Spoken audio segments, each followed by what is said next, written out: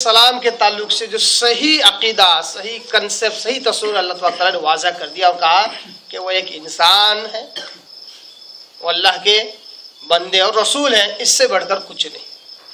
یقیناً غیر معمولی واقعات ان کے ہاتھوں سے، غیر معمولی واقعات کو صدور ہوا، مگر ہر بار وہ یہ کہتے تھے بِإِذْنِ اللَّهِ، یہ جو ہو رہا ہے وہ اللہ کے حکم سے ہو رہا ہے۔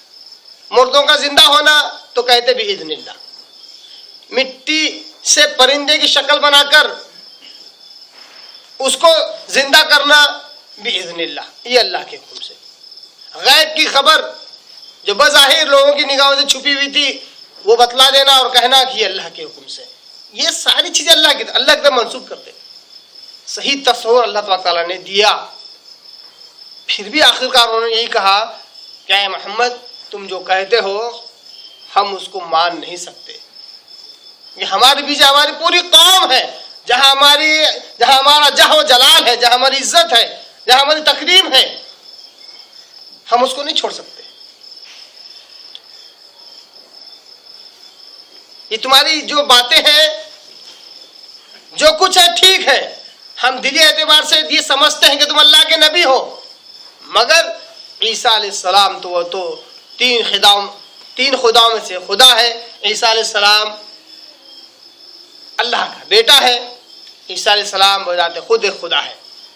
عیسائیوں میں تین عقیدے اس وقت سے آج بھی آپ کو ملیں گے۔ عیسائیوں میں بنیادی طور پر تین گروہ، تین فرقے ملیں گے عقیدے کے اعتبار سے۔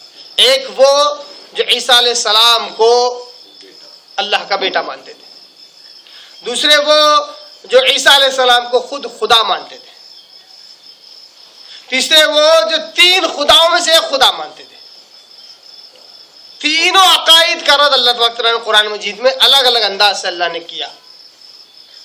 تسکین آیتوں اللہ تعالیٰ نے بالخصوص اس عقیدے کا رد کیا کہ عیسیٰ علیہ السلام کوئی خصوصی ہستی نہیں ہے، وہ اللہ کا بیٹا نہیں ہے۔ اللہ نے ان آیتوں میں رد کیا۔ اس دوسری جگہ پر اللہ نے کہا کہ لا تقولوا ثلاثہ، لوگوں تین مت بولو، تین خدا، یہ عقیدہ مت رکھو۔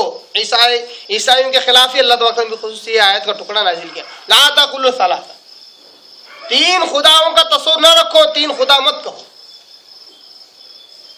اور عیسیٰ علیہ السلام کو خدا کہنے والوں کے جتنے بھی بدعقیدگیاں اور اصول اللہ تعالیٰ نے سب کا رد کیا۔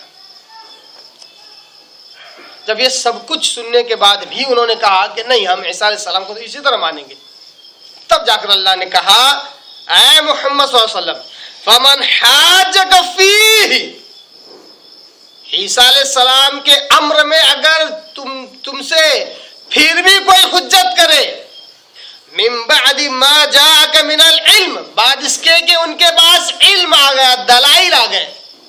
علم صرف جو ہے باتیں بگاڑنے کا نام نہیں ہے، علم دلائل کا نام ہے، علم منطق کا بھی نام ہے۔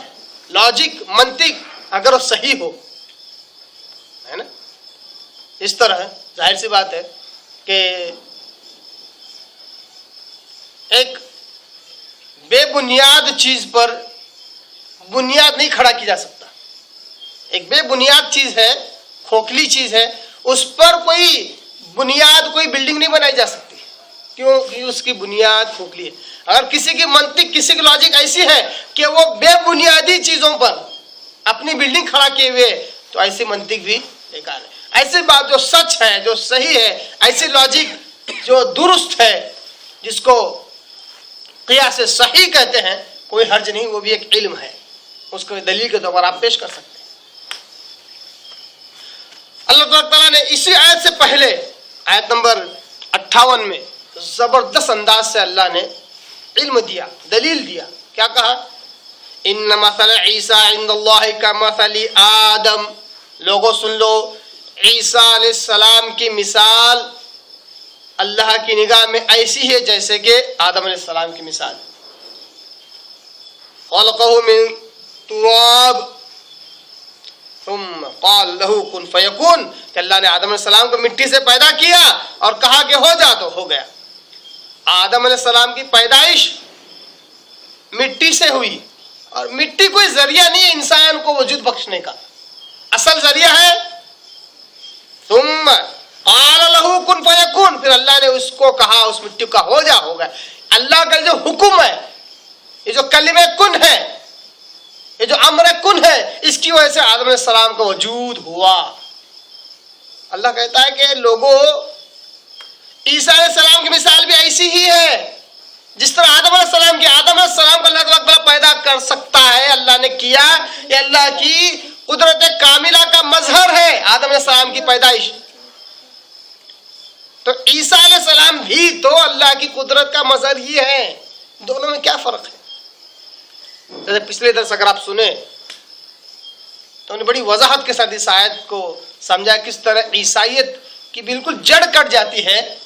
کہ اللہ نے کہا کہ اگر عیسیٰ علیہ السلام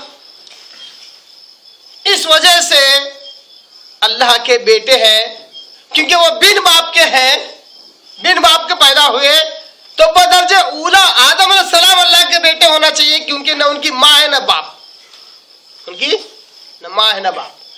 کیا تم آدم علیہ السلام کو اللہ کا بیٹا مانتے ہو؟ نہیں. تو پھر عیسیٰ علیہ السلام کس طرح ہوئے؟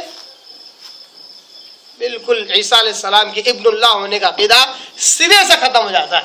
اتنے زبردست دلائل اللہ تبارک تعالیٰ نے جب ان کے سامنے دیے تب بھی انہوں نے حجت بازی کے باوجود آپ صلی اللہ علیہ وسلم کی بات کو قبول کرنا, اسلام قبول کرنے سے انکار کر دیا. تو اللہ نے کہا علم آ جانے کے بعد بھی اگر وہ تم سے بحث کرے, حجت کرے, تو آپ ان سے کہو آ جاؤ, آخری فیصلہ چاہیے کون حق پہ ہے, آ جاؤ تمہیں فیصلہ مل جائے گا.